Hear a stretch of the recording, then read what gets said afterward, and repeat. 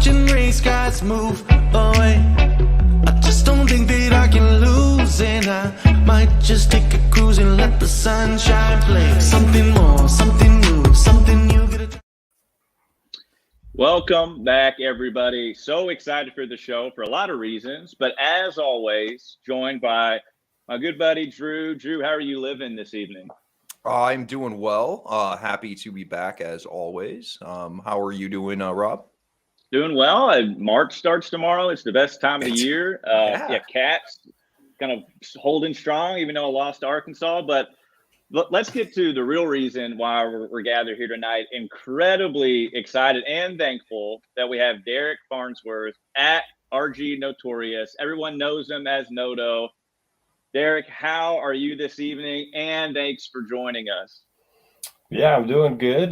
Still trying to recover from the ass kicking I took at the Honda. But other than that, doing pretty good. Appreciate you guys having me on. I'll always be around to talk golf. So, yeah, I'm excited.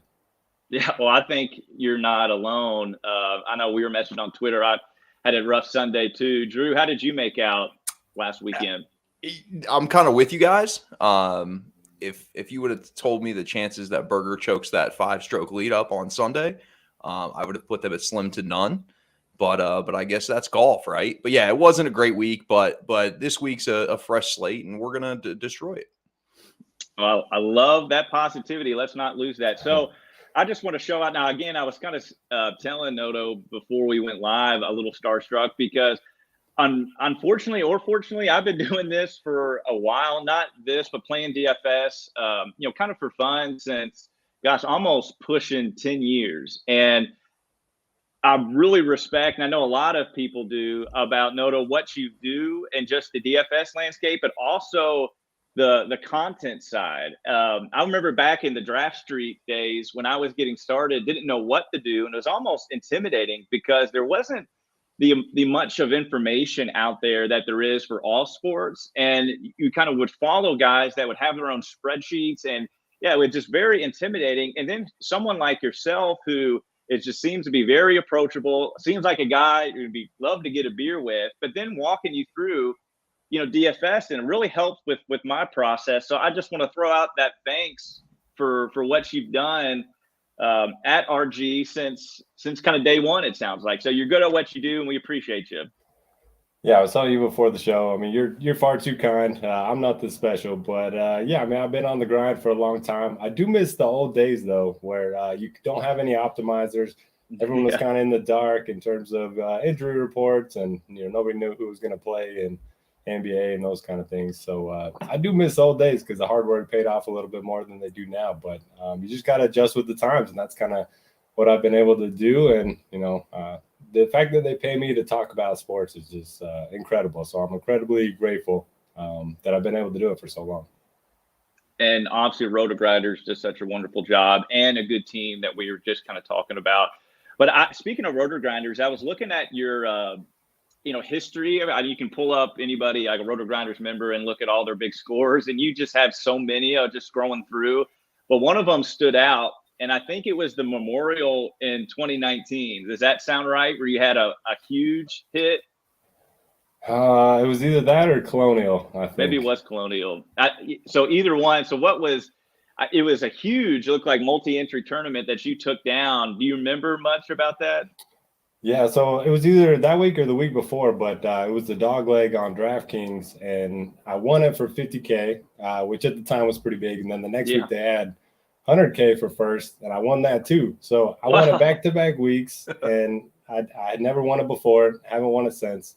Just incredible that it happened that way. But yeah, I think I locked Spieth 100% that week, and he didn't end up winning, but he came like top 10 or something at Colonial. Well, I didn't know you went back to back. That's pretty wild. And so, what are the chances of that? Yeah, so I was on top of the world there for a while, and then got a little loose with the bankroll, the next few weeks. Yeah, which I think we can all relate to that. For sure. Well, and so one thing, so again, you play and have played such a key role and kind of the development of the industry content-wise and DFS-wise. And so, how did you get started maybe in DFS, but also the content-wise, how did that all play out?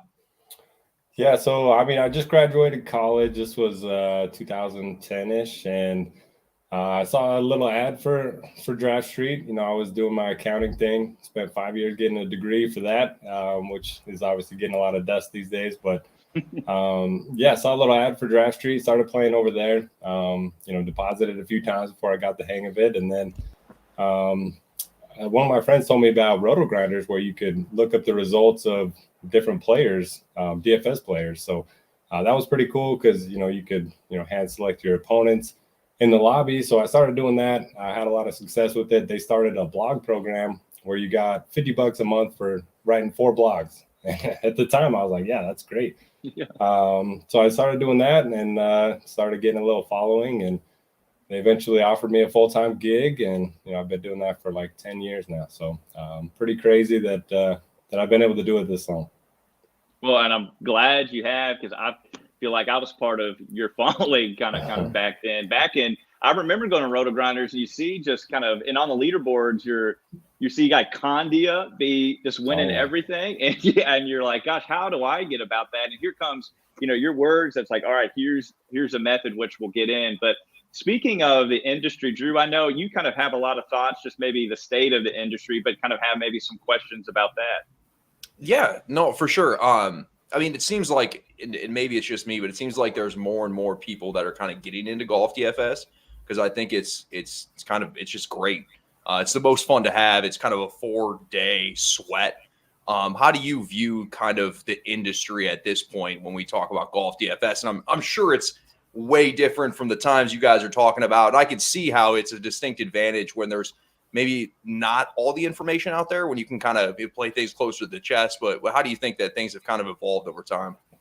Yeah, they definitely changed. When I first started playing, all they had was how many cuts a guy would make, and then you know you could look at the old school ball striking numbers and stuff like that. And I mean, the sweats obviously changed with the shot link data and, you know, all the strokes gain stats. So I mean, it's gotten immensely better. And I mean, anyone I've ever met that has tried DFS golf just gets hooked immediately. I mean, it's hard not to. You get the 4-day sweat, like you mentioned. And I mean, just having something to wake up to Thursday morning, it helps the day go by a lot faster. And then you have Friday, and then all of a sudden you're getting excited for your lineups on the weekend. So there's really nothing like it. And in addition to DFS, I mean, golf betting is just blowing up. And I think it's going to be huge over the next, you know, couple of years. Yeah, well said. And just, you know, there's people like us who are, you know, new in the content side, and, you know, I don't know what we're providing or if we're providing that much, but hopefully just a way to help people succeed in this. And so just the industry just seems like it's getting popular. And Noto, would you agree? Or yeah, what would you assess just where the industry is headed, DFS, and just kind of content wise? Yeah, I mean, I think the more the PGA Tour gets involved, I think the more betting is going to get bigger and bigger. It just kind of seems like that's the route that everything's kind of going. And I mean, it's just honestly entertainment more than anything. I mean, if you have a little sweat, a little equity in the game, it makes everything so much better, so much more entertaining. So yeah. I think we're going to see a lot more, you know, from the content side, from the PGA Tour, betting focused in terms of showing live odds and all that kind of stuff. And that's just going to be, you know, even better for what we do. And then anybody that plays, you know, DFS or anybody that bets is going to, you know, want to taste DFS too. So I think it's a great spot for golf as a whole. And I think it's just going to get bigger and bigger. Yeah. And like, you know, there's so many great personalities like yourself that are willing to help and facilitate a process. And so speaking of that process, when you're beginning, you're handicapping your method, your own process week to week in PGA DFS. What does that look like, and where do you start? Well, I have my own model, and I've made that available to anybody that is a premium member of Roto Grinders, which I think is kind of cool. You know, there's a lot of different models out there. Mine you can download and you can adjust the weights to whatever you like, and then, you know, upload it right into our optimizer, which I think is kind of cool. But I mean, yeah, I'm looking at pretty much everything everyone else is looking at, you know, Vegas odds, stats, form, comps, all that kind of stuff. And in terms of my weekly strategy. I mean, it just changes every single week. Some weeks I'll put in 150 lineups into something. Some weeks I'll lock a guy 100%. Some weeks I'll go 20% of everyone. There's really, I don't know. I think most people just get stuck in this corner where they feel like they have to set rules for themselves every single week. And I think you should just play around with it to find what works best for you. I love that. What works best for you? That's great. And Drew, you talk a lot about like, hey, there's so many new DFS players, and so I'll shut up and let you kind of ask. But yeah, I mean, yeah, Drew, go ahead. Speaking of new players, what do you think? And yeah, what's on your mind? Oh yeah, so I think one of the things is so say I'm a new player, right? Say I'm new to DFS, and you have a piece of advice to give to me. And I know you kind of hit on everything's a week to week basis. Am I weighing a majority of my research on strokes gain data? Am I taking a look at course history? I know this fluctuates on a week to week basis, but what advice would you give to me if I was just starting to play DFS this week? Yeah, so I mean, there's so much great content out there. I think you could easily, find the best plays, point per dollar, find the best, those kind of play. I mean, there's hundreds of podcasts. You guys, there's tons of them out there. I listen to them on just over and over on a loop every single week. So I think there's enough content out there from a plays perspective. But if you're a new player, I think what you need to do is just try out different strategies. And I would start with how many lineups you're building. You could build one lineup a week, see if you like it, see if you like the sweat, see if you like the research process. I've always thought that the sweat, if you build one lineup, is way better on Thursday and Friday because you were sweating every shot trying to get your guys through the cut. If you have 150, you don't really know who you're cheering for until you get late Sunday. And then the next week, try 3 max, try 5 max. Just see what works best for your time. See what you like better in terms of the sweat. You're never really going to know your results because the sample size is going to be so small that you won't know. But just see what works best for you and see what you enjoy. And then after that, try different contests. Try cash games for a while. Try some smaller field tournaments. Those have kind of always been my bread and butter. Anything less than 500 entrants. And then if you want to chase the big prize pools, I mean, we all want to win that big money. I always recommend new players to avoid those because if you're playing, 100 lineups every week, it's going to be a slow drain on your bankroll every single week unless you hit a big one. You'll have some spike weeks here and there, but for the most part, you should expect to lose a little money if you're playing that many lineups in the big contest. But yeah, just see what works for you. And that's kind of what I go for there. And then I also wouldn't be afraid to reach out to people. There's so many, helpful people in the industry. My DMs are always open on Twitter, Discord. I'm always around, even if it's just, asking what you think about the course or a certain player. I'm always around. So don't be afraid to reach out to people. The worst case is that they don't respond and try somebody else. Well said. And I love that. And, within the new players, I feel like there's maybe expectations because we see on Twitter that, here's a screenshot of someone winning 6 figures. And so then that might make a new player think I should expect this. When you said that, okay, if you're mass entering a large field contest, it's kind of like you're going to slowly bleed out kind of until you kind of hit that spike. And so just from a pro like you, who's very seasoned and successful, what is the expectations in large field GPPs and PGA DFS? I mean, the expectation is just to give yourself a sweat on Sunday. That's really all you can ask for.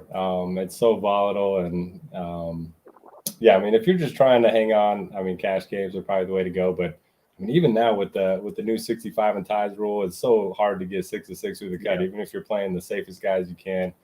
I mean, just look at it as entertainment. Build the lineups the best way you can. Try to match your lineup with what contest you're in. So if you're playing, these large field tournaments, make sure you're aware of ownership, both individually and aggregate as a team.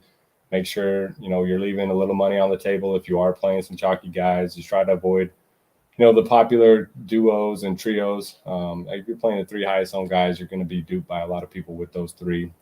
Just be aware of what you're doing, and go from there, I guess. Yeah, I love it. That leads into what we talk about often on the show is ownership. And so you were just alluding to it. And so it's going to be a vague question. And so you take it wherever you want to go. But in your opinion, how do you use ownership, and why, if you feel so, is it important? It's definitely important.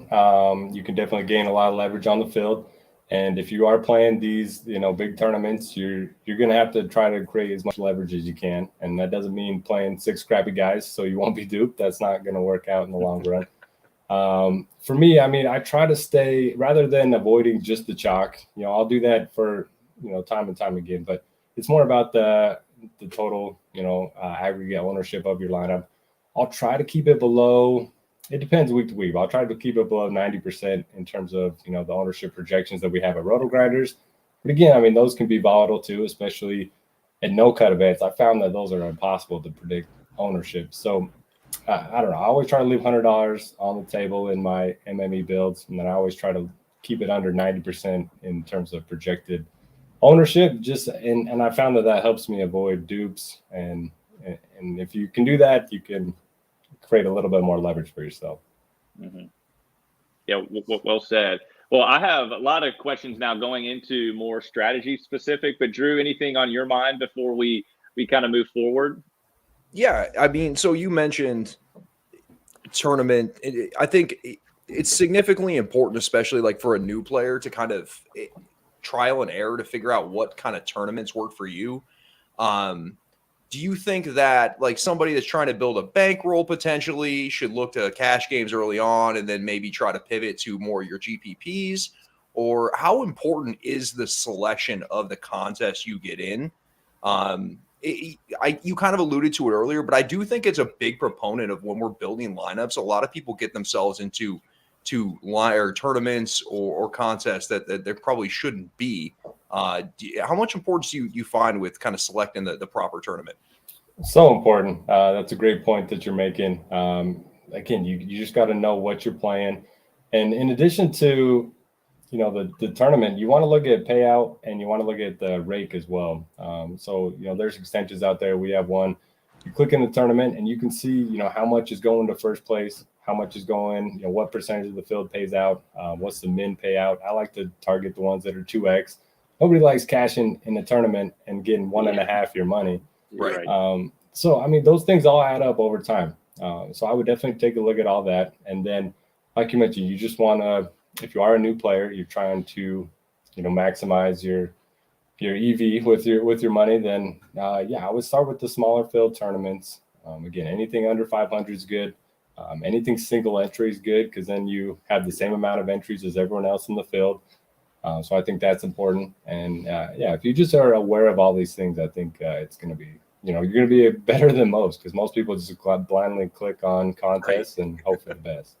Yeah, I love it. And so moving into your handicapping strategy, that could be a number of different things. I know that you said it definitely changes week to week on variables of the course and the tournament and who's playing. But, just thinking of, course history versus course form, current form, but much deeper than that, if you'd like. But yeah, what is your kind of handicapping strategy? I know that's a loaded question. So share whatever you want to share, but what is it? Are you talking about betting or just overall? Let's do both. I think it would help us. Yeah, you just did both.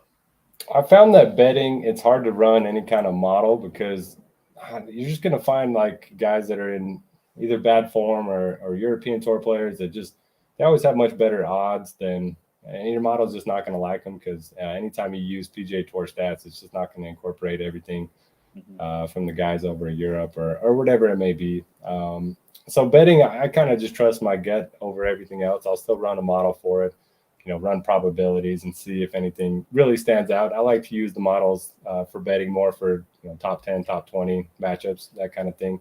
But outrights, I don't know. It feels like, just play your guys that you like, guys that you feel good about for the week. And, Pat Mayo and Jeff Feinberg, they've been doing, their gut plays for years, and they seem to make a profit every year. So I kind of like that strategy for betting. For DFS, it really just depends. I really focus on course fit more than most. So, certain, courses are distance or whatever, or stroke gain approach around the green. I like to use course comps a lot. So this week I'm looking at guys that play well in Florida, guys that play well on long courses over 7,400 yards, guys that play well on difficult courses. So all those kind of things kind of go in the model. And then, yeah, I mean, I just kind of blend it all up. And then obviously you have to take some gut plays as well.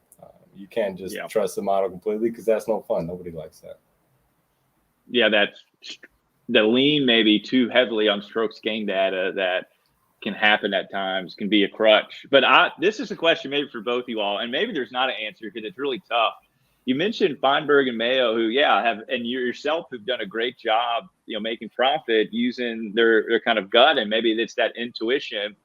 And I don't know if there's an answer to this, but why might it be that intuition or that gut call can be profitable? Is it because maybe that you follow golf and you get a sense of it, or what do you all think? Yeah, I mean, I don't know what it is. Maybe it's just luck in the short term, and the sample size is too small to really know the true results. But sure, I mean, if it's working, and it kind of feels like when you're feeling good about your picks, they tend to do a little better. When you have a good week the week before, you feel more confident and you have more conviction the next week. So I don't know. Maybe it's just a mind over matter type of thing. I don't really know. Yeah, I'm with him. I do think that there's something to watching so much golf, right? Like you pick up on little things that we can plug into models and strokes gain data that they might not tell you in a smaller sample size, that you can kind of pick up on there. But yeah, again, it's when you're kind of betting with the gut, you're kind of trying to will it into happening, right? Like you're like, I want X player to play well this week. Which is what makes it so fun, right? Like Sepp Straka last week, you could get him at like 140 to 1, and that's you don't get those kind of payouts in other sports. Or to Derek's point, like he hit back-to-back weeks for 150K. That's like kind of a life-changing week. And so yeah, it's you have to kind of feel it out. Like how much value do you give to the strokes gained, to course history, to comp courses? And it's kind of all part of the process that I think is kind of trial and error. Yeah, and to your point, like my model will spit out Xander as a bet every single week, but we watch enough golf. We watch enough golf to know he's going to finish top 5 and kind of blow it there at the end until the Olympics when I don't bet on him. So. Like same with Russell Henley. Russell Henley's the best model player in the world, and I agree. I think there's a lot to the gut play. I would just be. Because what I do for a living in the psychology field, I can't help myself to just name that I think all of us kind of play with our gut, especially if you're building a lot of lineups or you're betting outrights. Because if we're not, then we're just betting Xander and Russell Henley every week. But unfortunately, at times, just how human error can come in and maybe mess with the gut where there's justifications and rationalizations. And so I would just hope that we're mindful in the sense of, okay, the gut is pure and not vulnerable to human error, which can kind of unfortunately happen at times because we all make mistakes. We all are never right. And some of it is just up to variables outside of control, but sometimes we have a little bit of influence there. So I'm getting way off subject. I couldn't help myself there. Yeah. And so I wrote, Noto, you've had a ton of success, DFS, and with just judging and assessing your own success and the success of others. I know these questions are very similar, but what have you seen that works for yourself? And again, there's so many other like pros that are supportive too. But yeah, what have you seen that works for them and yourself? In what way?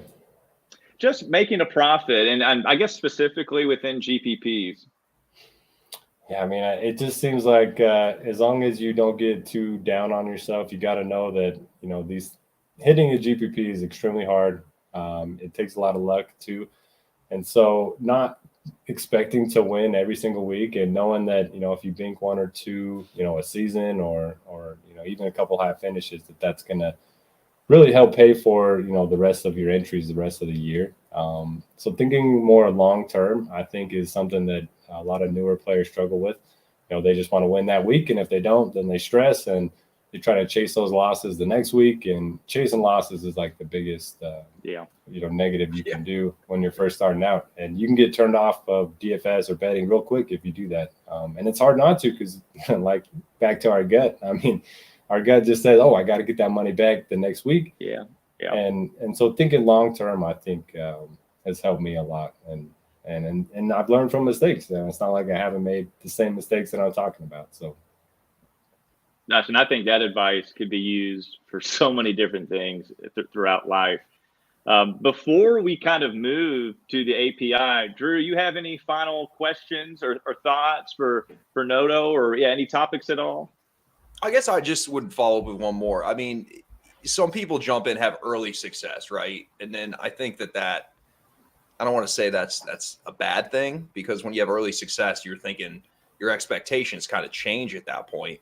But like, do you see anything that like people do in their process or what they post on social media that you would stray away from, whether it's too big of a player pool, right? And I know that differentiates kind of from week to week based off the field, but is there anything that sticks out that that somebody might want to kind of think twice about in their process that might not be beneficial that comes to mind for you?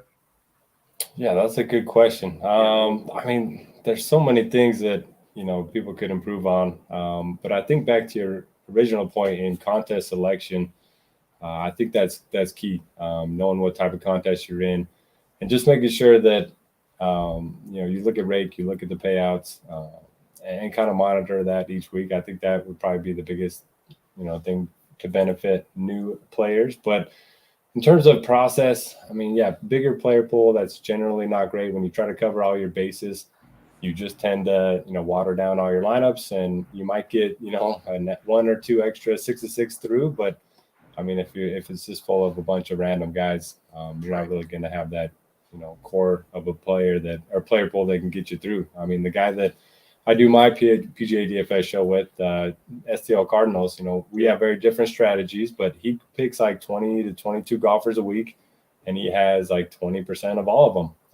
So he's overweight massively on all of them, and he knows that there's only going to be a couple weeks where he, that player pool really hits. And when it does, he's going to have a lot of lineups in the mix come Sunday. And when it doesn't, he's going to have 0 6-6s, and he's just going to have to move on to the next week. So again, find what strategy works for you. I highly recommend playing around with it, and just see what you like, and then go from there.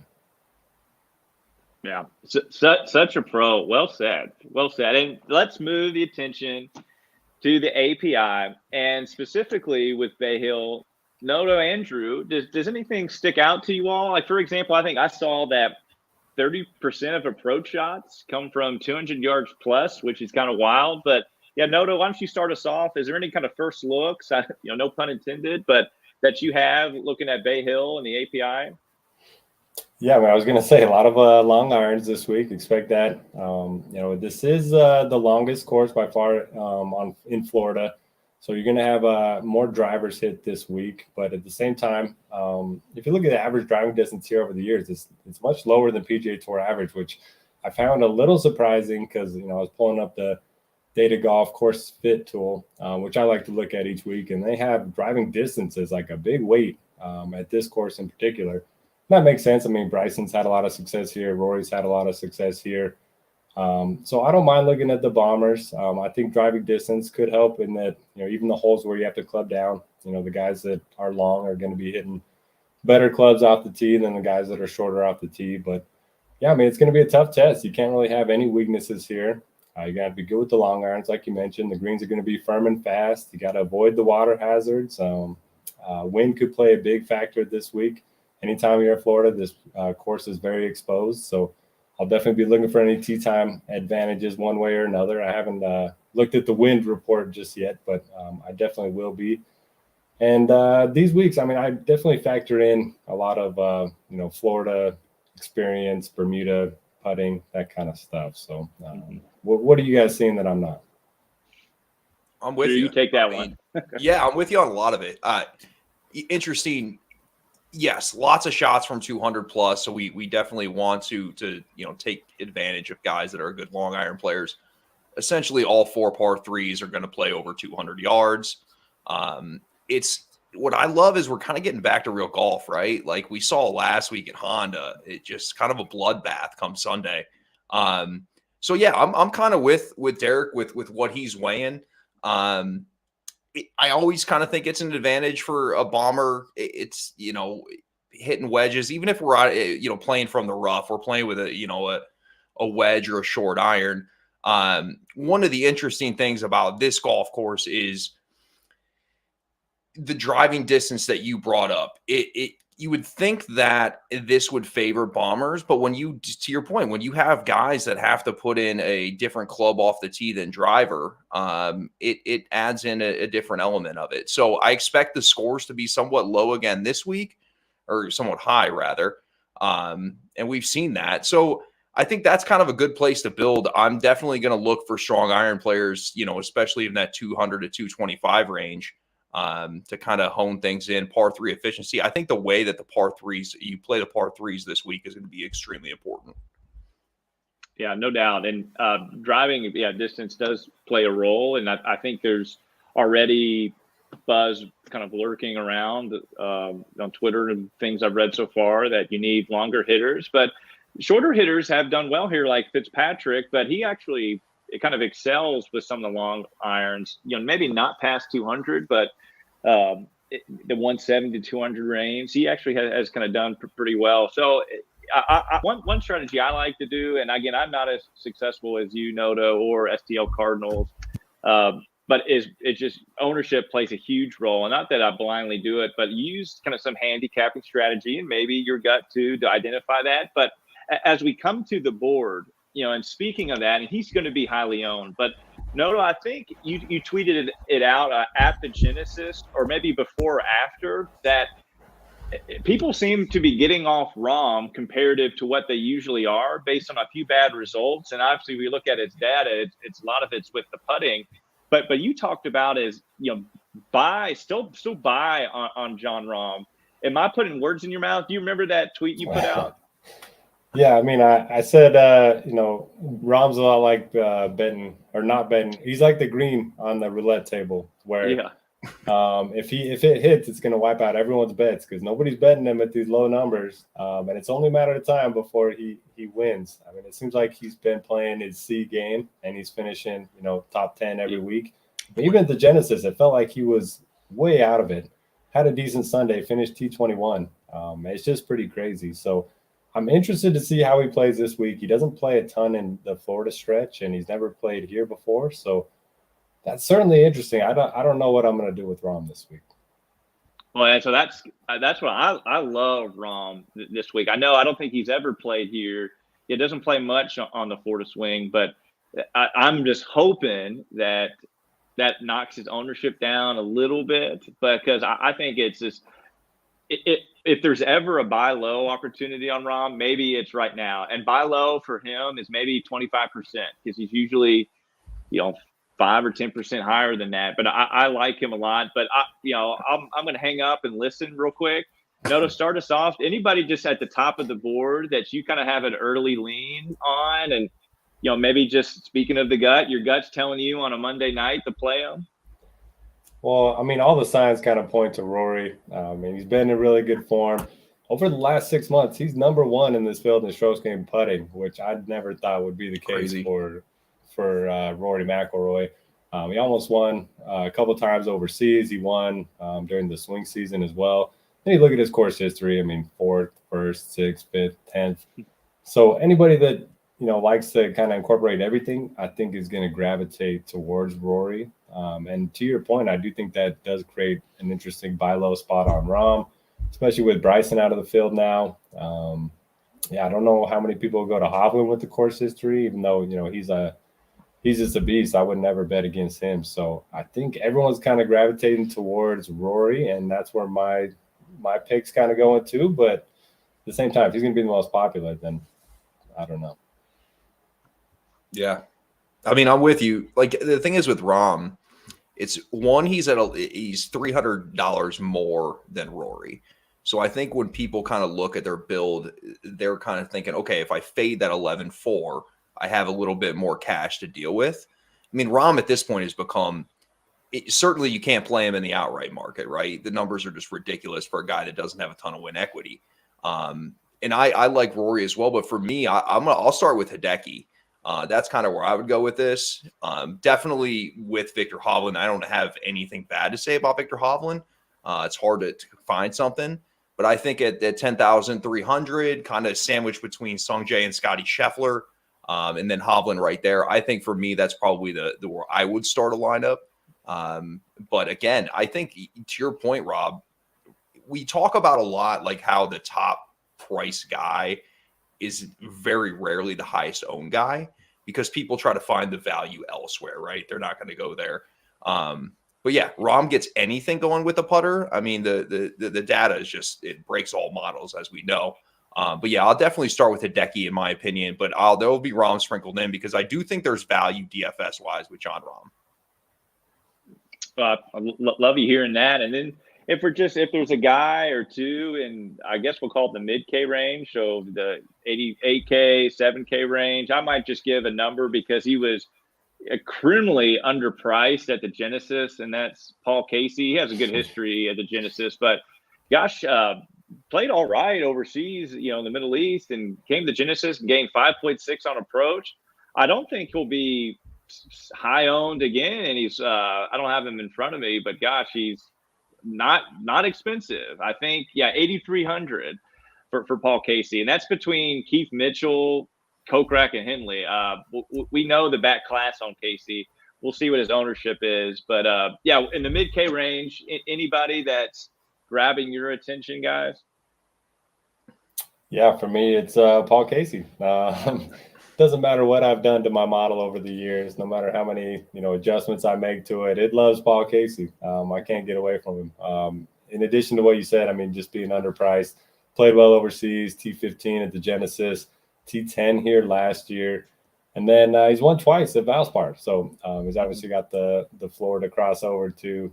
Doesn't really have a weakness outside of his putter. He's a guy that can be pretty good around the greens. We often think of bad putters as just being bad around the green too, but that's not the case with Paul Casey. So I'll take my chances with him. Anytime we get him in these strong fields where he's, in that high sevens, low eights, he's my go-to guy. I'm with you. I mean, I will be playing Casey. This 8K range is weird to me, right? I think immediately Keith Mitchell is probably over ownership. I think there's going to be too much ownership on Keith Mitchell to make it playable. And then you get up, it kind of brings you up to I'm not going to play Russell Henley. It kind of brings you up to the top of that 8K range where I would think of Adam Scott at 9,000. But man, I got to figure out what I'm going to do with this 8K range. Is Sam Burns, am I willing to go back to the bank with Sam Burns? I potentially am. But the other guys right now, I'll be honest, I just don't have a good feel on this 8K range yet. Paul Casey is the one that sticks out. We know he's not probably going to win, but we don't necessarily need him to win. And his approach numbers are fantastic around here. So I'm with you guys on that. Keith Mitchell, I'd have interest if ownership stays somewhat low, but I just don't expect that. Do you guys have any interest in Billy Horschel? He's obviously a Gator, but I mean, his short game carried him for the longest time. He's not a guy that rates out well for me in my model, but last two events gained 4.7 and 9.3 ball striking, and obviously got the Florida narrative going for him. So I think he's might be one of my gut plays in this range. He's kind of been scrapping his way around to good finishes, right? Like he has, and it's been impressive. I mean, again, good ball striking numbers last week, but hell, we go back to the fall, he was struggling to hit it, right? It was the approach was struggling, but he still had good finishes. I mean, he lost almost 3 on approach at the Farmers and still finished 11. So if he does get the irons going, then absolutely, he's a guy, and his ownership will be low, I'm thinking as well. Well, he is such a conundrum. At the farm, he had no business finishing 11th at the Farmers, but gained 5.3 on the greens, 5.1 the next at Phoenix. Surprised he didn't win with that, but then totally flips it around last week, loses strokes on the putting, and then what you all talk about, gains so well on approach. He's a puzzle. I think he'll be highly owned, but And this is such a narrative, and so there's, take it with a huge grain of salt, or don't even listen to it, because, but Horschel is it's just so like twitchy and methodical that I think they're just highly variance that comes with his style of play, and we've seen it that the last week was the first time he gained over a stroke on approach, or over a point in the metric, I should say. Since the Tour Championship. He rattled off after that 3 straight tournaments with losing strokes on approach. So point being, he's just sporadic, and the putting has been saving him outside of last week, and that's tough to sustain. So it's an ownership play for me, but I have so much bias on the guy because he's a Rubik's Cube. I'd never know what he's going to do. But yeah, that's Patrick Reed for me. Oh, that's even more. I mean, you got one of my buddies at the Blatant Golf Boys. He's a Pepto play. You got to get a gallon of Pepto-Bismol if you're playing him. Speaking of a Pepto play, though, I've interest going into Thomas Peters after he let down everyone at the Genesis. He was highly owned for his range. A decent course fit. Again, one of your point that we don't have a lot of data on him because he plays overseas, and when he does play here, it's usually at secondary events. But just from he won overseas, I think it was 2 starts ago, and now we get maybe the recency bias.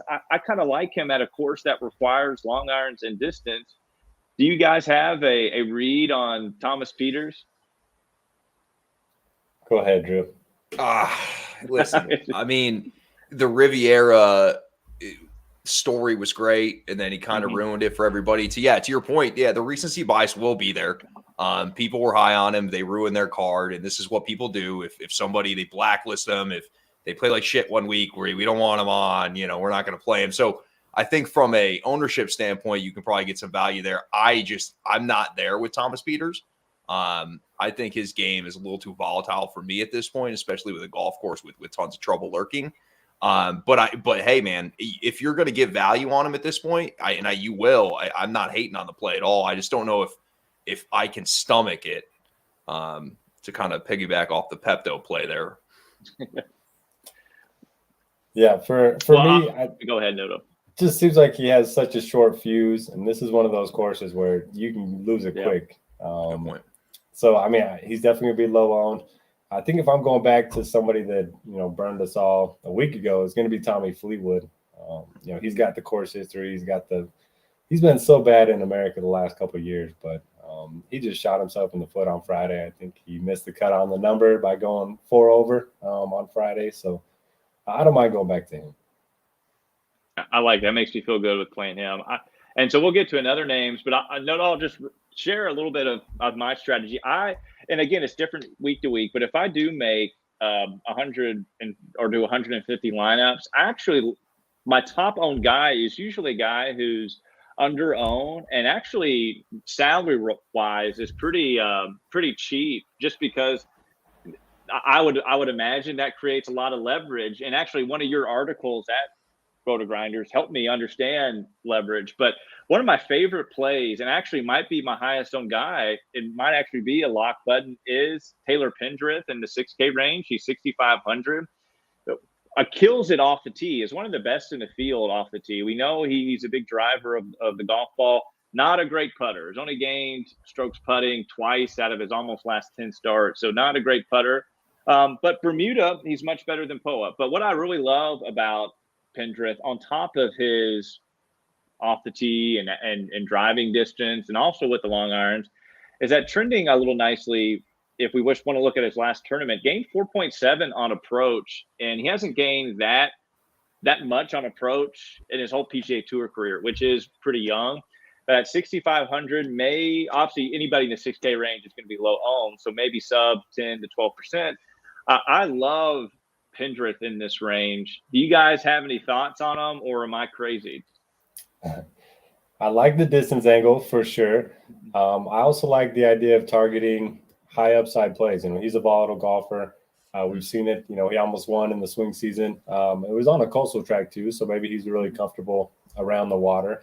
Another thing I mentioned, there's only 120 golfers in the field this week, so a larger percentage of the field is going to make the cut, so you can feel a little bit better about the 6K range. So I wouldn't hit the lock button, but I do think you can certainly, go 4 or 5x the field. If he's 5% owned, you can get 20% and be feeling pretty good about your position on it. Yeah, I'm kind of with you. Let me bring up two guys real quick, and I just want your guys' feedback on it. Aaron Rye, who last week things were great, kind of fell off. He said start 6,600 this week, and then Adam Svensson, who had a nice finish last week, was up, near the top of the leaderboard come the weekend. Probably if there's going to be higher ownership, I know these are two guys that have kind of have had good, decent form coming in. Are either of those guys somebody you look at? I mean, or is there one guy that you're eliminating, one guy you like? Where you guys stand on that? Yeah, Aaron Rye for me. I play him every week, so agree 100% on that. It's hard not to like the two black gloves when he's playing. Yes, damn right. You can't miss him. Who was the other guy you mentioned? Adam Svensson. Yeah, so I mean, he had a really high pedigree, coming out of college, struggled a bit, and then kind of seemed to be finding his own way now. So we've seen him, string together a few high finishes before. So yeah, I liked the upside last week, and I don't mind going back to that one bit. I think both guys will be. And Rye is one of those guys that gets that ownership, especially in the higher dollar stuff. But yeah, I think you can get both of them at pretty low ownership. Well, before we put the show to bed, to any other golfers that you want to that you might have an early lean to that you want to hype up real quick? My favorite value at the moment is going to be Lonto Griffin. He's been playing some good golf. He's a really good Bermuda putter.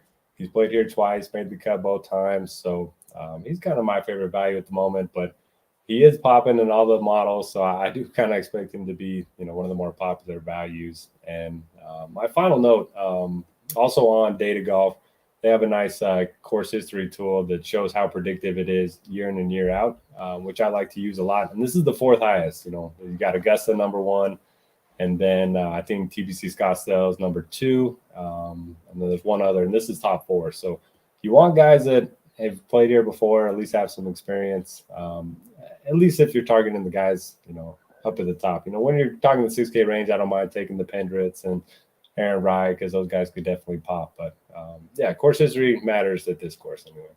Oh, Danny Lee, huh? Lanto does everything well too, right? He does everything well. He doesn't do anything great.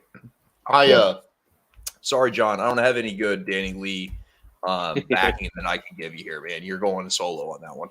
He's the showdown king because he'll shoot 600. So I like Danny Lee in showdown, but I never trust him for 4 rounds. Well, we appreciate you checking in, John. Well, we also really appreciate Noto, you being with us tonight. It was such a treat. May, Drew, and I's year having you on, picking your brain. You were so nice to give us your time and your insight. It's so valuable. But again, 1,000 thanks for what you've done with the industry. I know you have a show at Roto Grinders called the OGs with Beer Makers Fan, and I think is it STL Cardinals and one other person?